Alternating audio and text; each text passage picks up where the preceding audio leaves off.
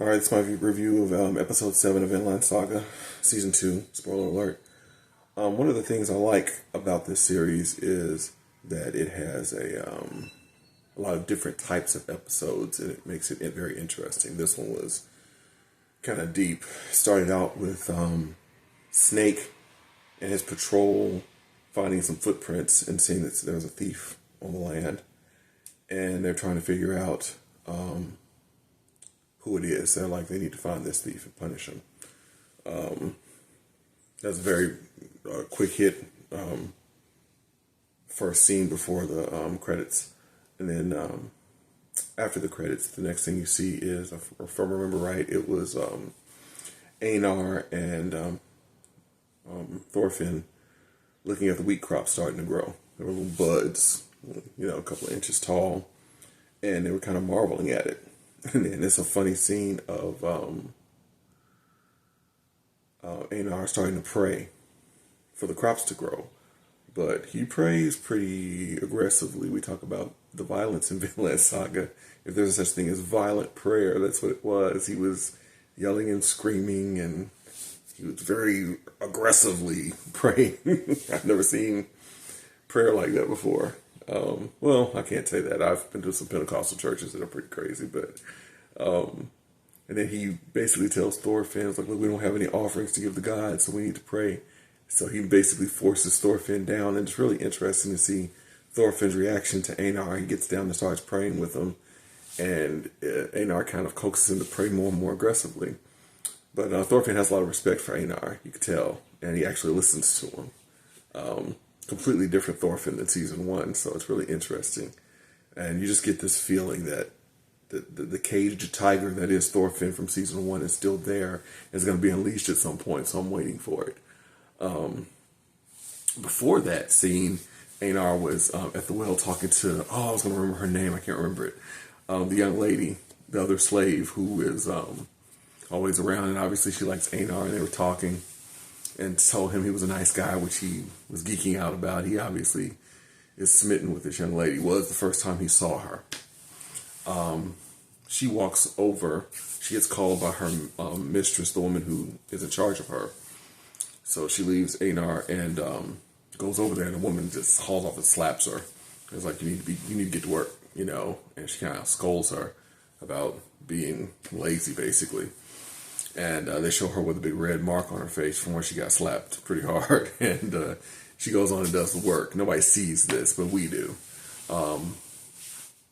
So the next thing, after the aggressive praying, you see Snake and his crew come across the master, Kettle, and his son, his older son, Thorgil, is coming home from battle.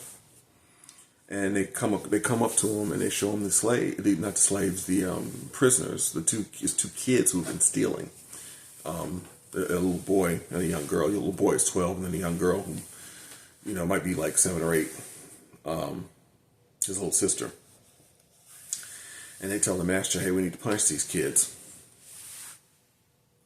And obviously Kettle is very reluctant. He's not he's a pretty nice guy. So they go. The next thing is you see them eating, and they're having this scene where they're eating, and they're talking to Thorgil's little brother, which I still can't remember his name, the little kid who the little family was trying to get their daughter to sleep with so they could get in good with the master.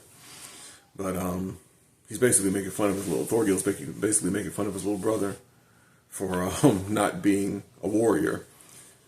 Coaxes him into saying that he wants to go to war, so then he gives them this necklace. This is one of those moments where I want to choke my son for having me watch this series. The necklace is a necklace of the ears of Englishmen. Yuck! And of course the little boy freaks out, throws the necklace, and Thorgil makes fun of him. Stuff like that's disgusting to me, obviously.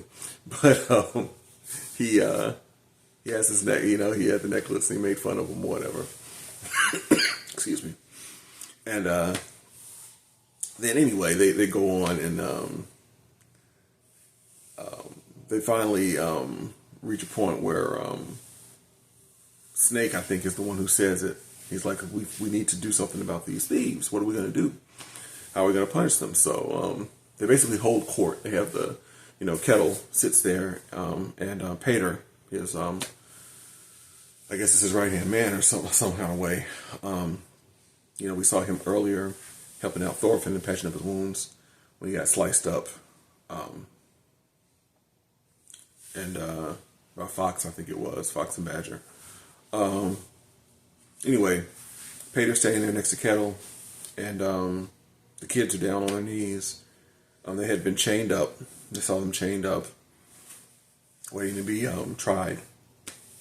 And it's very informal court type deal. And basically Thorgil and Snake are like, we need to do something about it. And they're recommending chopping their arms off, and just all sorts of things. And finally, and you could see that Kettle is pained because he doesn't want to punish him, and he's like actually starting to tear up at the idea of punishing these kids. So Pater finally steps in and says, hey, we'll only let them work off their punishment. And Kettle gets very excited because he doesn't want us to be seen as weak, but he's like, hey, it's a great idea, let's let them work it off. And then Snake's like, cool, so we'll just beat them with sticks and call it a day for the punishment. And, the king is like, well, we can't just, why can't we just let them work it off? And they're like, Thorgil and Snake are basically like, we can't let people run around the farm, doing whatever. Also come to find out, we know Snake is this tough guy. Thorgil is like this great warrior. He just came back from war. Snake actually trained Thorgil. That comes out in the beginning of the episode. So Snake, I guess, trains their warriors. So he's pretty, serious guy. We know he's serious anyway. But if he's training the tough son of the king, or not the king, but the master of the land, then he's a pretty tough guy. Anyway,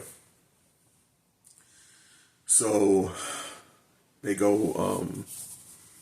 They decide to hit the kids with sticks, and Kettle can't get around it. So he's like, Snake asks Kettle how many times. Kettle grits his teeth and he says 10, hit him 10 times. He's dying inside, obviously. So Thorgil decides to do it, and he hits the kid the first time and flips him, hits him right in the ribs. Looks like he might have cracked something. So then Kettle jumps up and he's like, look, I'll do it. Because he's like, he's looking at his son, his son's going to kill him. Oh, by the way, to add to it, he's supposed to hit 10 times for the girl and 10 times for the boy. The boy says, hit me 20 times, I'll take my sister's licks. So they're like, oh, I like him, he's a cool kid. But they end up hitting him 20 times. Kettle takes care of the other 19, and they don't show any licks from Kettle.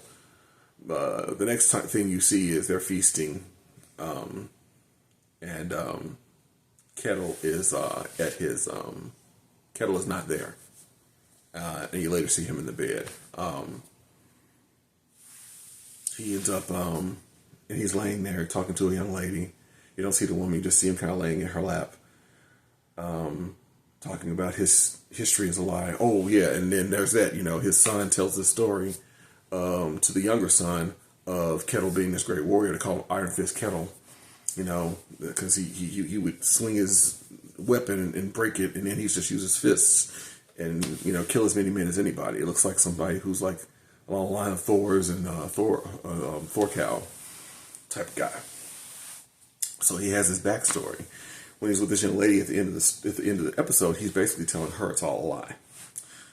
The great reveal, if I'm seeing this right, is the young lady he's talking to. He's like, I can't talk to anybody else. She's telling him, there's nothing wrong with being kind, and he's saying, you're the only person who would ever tell me that. I'm afraid of my son. You're the only person I can tell any of these things to. Please don't leave. And it turns out to be the young lady that is smitten with Einar, and that Einar is smitten with. So I gotta imagine that's gonna be a problem at some point, because, obviously if the master likes her, Einar's in trouble if he pursues her, even though he doesn't know anything about this. So that was a very interesting little turn. Anyway, this was a really cool episode, a different type of episode. Not a lot of violence, even though I could have done without the ears on the necklace.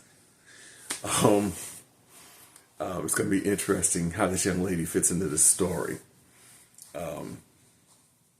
And how this kid comes about this. They showed the kid bruised up who got beat. by the first lick by Thorgil and the rest of them by Kettle. It's going to be interesting to see how he fits into this storyline, because he seems to be a little tough kid, and how the little weak son plays out, because they compared him to Canute. Kettle was surprised to hear that it was King Canute now, and he's a strong guy. And that's one of the reasons why Thorgil was like, you need to let your younger son go out there and fight, because maybe he'll toughen up the same way Canute did. So anyway, long review, good episode. See you at episode 8.